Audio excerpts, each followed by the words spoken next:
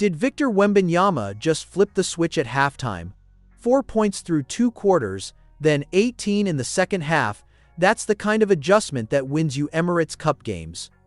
The Spurs snapped Houston's 5-game streak and stayed perfect at home, but the real story.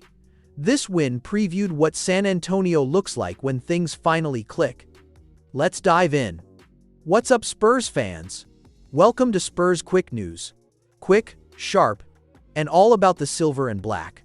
Friday night at the Frostbank Center wasn't just another W, it was a statement game in NBA Emirates Cup group play.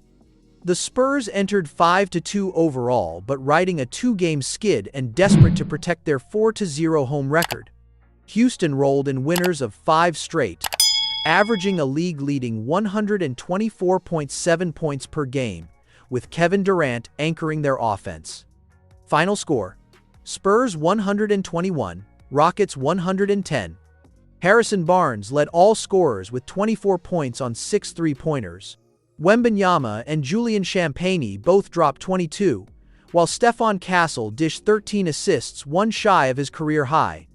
The Spurs shot 1-8 of 4-5 from deep 40% and went 2-3 of 2-5 from the free throw line, their best foul shooting night of the season. On Houston's side, Alperen Sengun scored 25 and Durant added 24, but the Rockets couldn't sustain their early momentum. They led by 11 inches the second quarter before the Spurs closed the half on a 14-2 run, holding Houston without a field goal over the final 5-12 of the period. What's the biggest adjustment you noticed in that second quarter comeback? Drop your answer below. Here's the chess match. Houston coach Ime Udoka deployed smaller defenders Josh Okogie, even rookie Reed Shepherd at times to body Wembanyama and push him off his spots. It worked. Through the first half, Wemby managed just 4 points on 6 field goal attempts, looking hesitant against the double teams. But after intermission, different story. Wembanyama started making quicker reads against Houston's traps. Instead of forcing contested looks, he located the open man or attacked closeouts with purpose. That decisiveness unlocked 18 second-half points and turned a physical slugfest into a Spurs showcase. This mirrors what the Duncan-era Spurs excelled at in-game adaptation. Pop's teams didn't panic when schemes stalled, they recalibrated.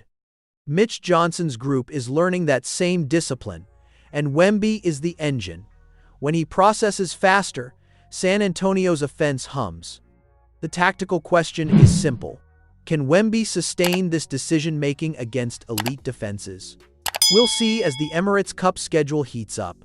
If you're digging the breakdown, tap subscribe. We're cooking up more X's and O's all season. Let's talk about Julian Champagnie for a second. Wednesday night in LA, he missed 2 crucial free throws in the final moments that would have sent the Lakers game to overtime. That's the kind of miss that haunts role players. Friday, Champagnie bounced back like a certified pro. 6 3-pointers, 7 rebounds, 5 steals.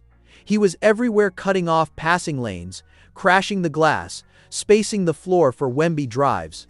That's the versatility San Antonio needs from the 3 and D wing spot.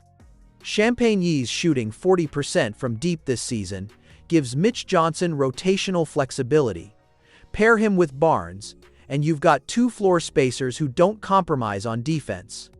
That matters when Fox returns and the starting lineup reshuffles. Someone's moving to the bench, probably Champagnie, but nights like Friday prove he's still integral to the rotation. What's your ideal closing 5 once everyone's healthy? Let us know in the comments. Here's where things get spicy. De'Aaron Fox is cleared to make his season debut Saturday against New Orleans, and that changes everything. Mitch Johnson has started the same 5 all 8 games: Castle, Devin Vassell, Champagnie, Barnes, and Wembanyama. That lineup just posted a 121-point outburst against a top-tier defense. Now Fox enters the equation. The likely scenario? Fox slides into the starting point guard role, Castle shifts to his natural off-guard spot, and Champagnie moves to the bench. That gives San Antonio a true playmaker running the offense, which should reduce the turnover issues that have plagued Castle, averaging 3.1 per game. Fox hasn't played since March 12, when he underwent surgery to repair a ligament in his left pinky. Then he strained his hamstring during an August workout. But Johnson said before Friday's game that Fox has completed an exhaustive ramp-up and won't face restrictions. Translation: Fox is about to get real minutes. What does that mean for the Spurs' ceiling? If Fox can distribute, score in transition, and take pressure off Wemby in the half-court, this team jumps from fringe playoff contender to legitimate threat in the West. But the chemistry-building process starts now on a back-to-back, no less. How many games before Fox and Wemby look fully synced? Tell us your prediction. Subscribe and turn on the bell so you catch our post-Fox debut breakdown tomorrow night. The Spurs improved to 3-6 all-time in NBA Cup play and 6-2 overall. They're tied with Houston atop West Group C, and with the Warriors and Nuggets still on the schedule, every game matters. This Emirates Cup run isn't just for bracket positioning, it's live-fire testing for a young core learning to execute under pressure. Barnes and Champagnie combined for 12 threes. Wemby rediscovered his scoring touch after halftime. Castle orchestrated the offense without Fox. And now, the real fun begins. If this added value to your Spurs perspective, like and share with a fan who needs this breakdown. Subscribe so you never miss a beat in this new Spurs era. Stay silver and black peace.